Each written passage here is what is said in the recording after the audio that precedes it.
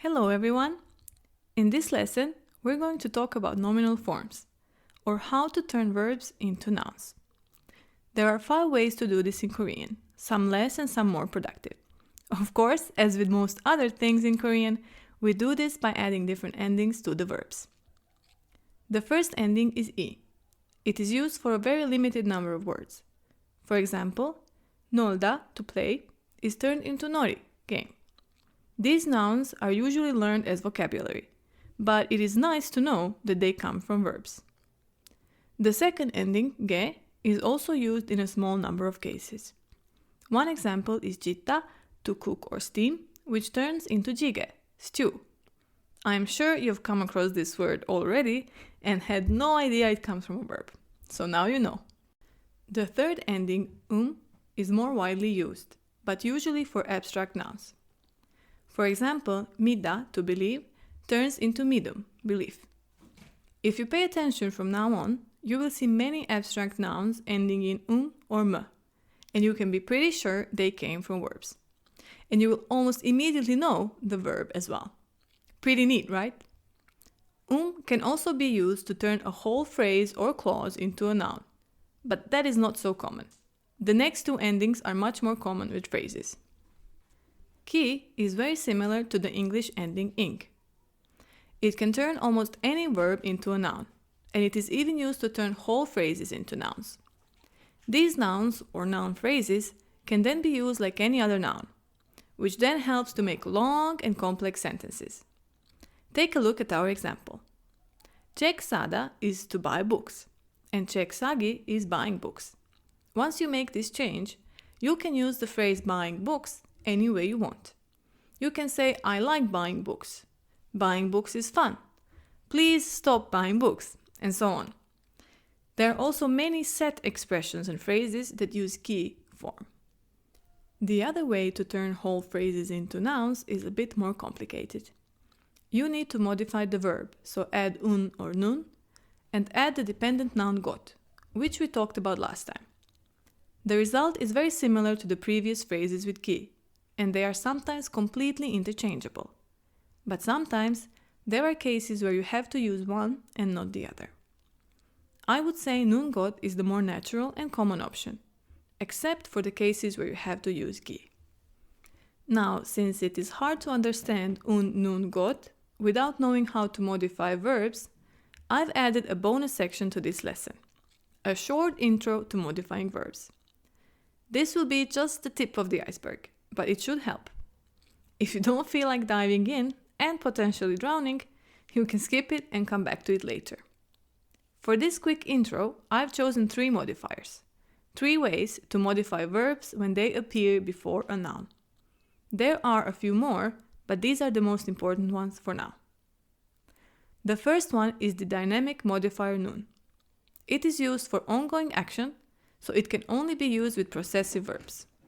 Possessive verbs are active verbs like do, buy, go, and so on.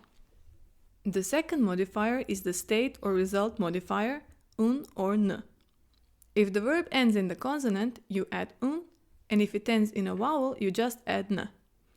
This consonant or vowel rule applies to almost all endings in the Korean language. It simply helps to pronounce things more easily. Anyway, this modifier can be used both with possessive verbs and descriptive verbs. Descriptive verbs are basically what we would call adjectives. Remember when we said that Korean adjectives are verbs? This is where it gets tricky. If you use this modifier with a descriptive verb, it means an ongoing state. But if you use it with a possessive verb, it means a past action, and one that is related to the present. The third modifier is the future modifier ul or l.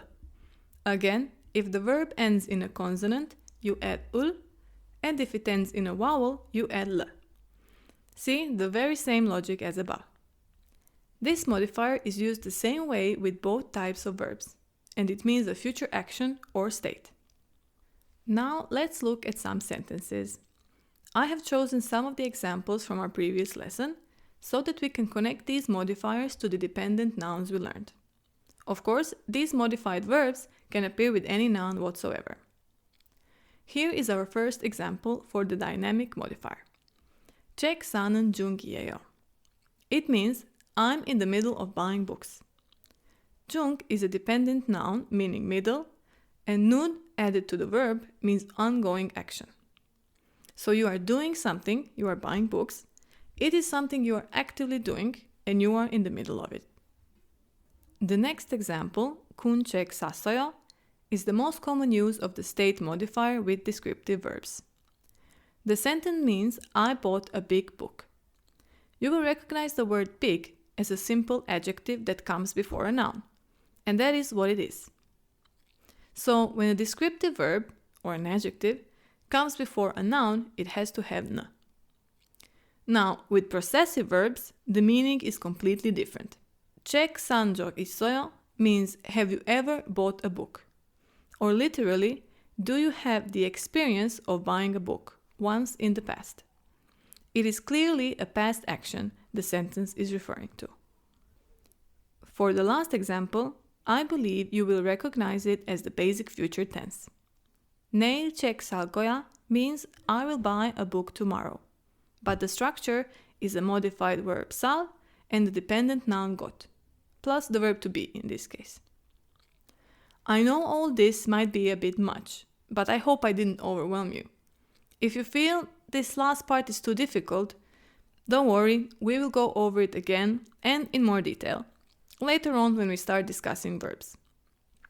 It simply felt wrong to just leave you in the dark, so this was just a short intro that will hopefully help you.